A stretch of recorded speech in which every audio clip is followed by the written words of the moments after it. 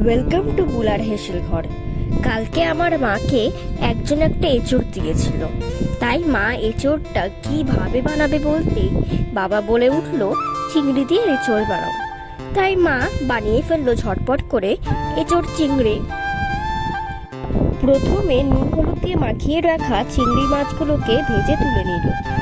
তারপর সামান্য নুন দিয়ে সেদ্ধ করে রাখা আলু ও এঁচড়গুলোকে ভেজে তুলে নিল।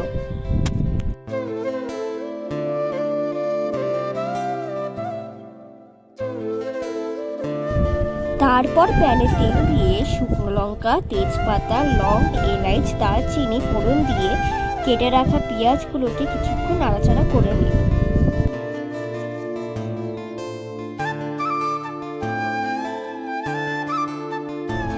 এরপর একে একে 1 চামচ জিরে গুঁড়ো, ধনে গুঁড়ো, লঙ্কা গুঁড়ো, হলুদ, নুন, 1 চামচ আদা বাটা, 2 চামচ রসুন বাটা, 4 চামচ টমেটো বাটা দিয়ে ভালোভাবে নাড়াচাড়া করে কিছুক্ষণ ঢাকা দিয়ে রাখা হলো, যতক্ষণ না মশলাগুলো ভালোভাবে কষে যাচ্ছে।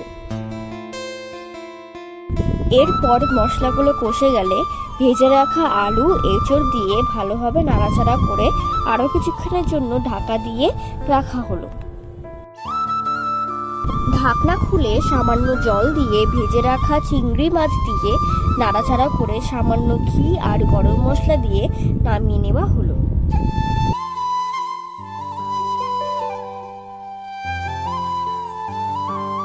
ব্যাস, চটপট করে হয়ে গেল চিংড়ি দিয়ে এঁচড়।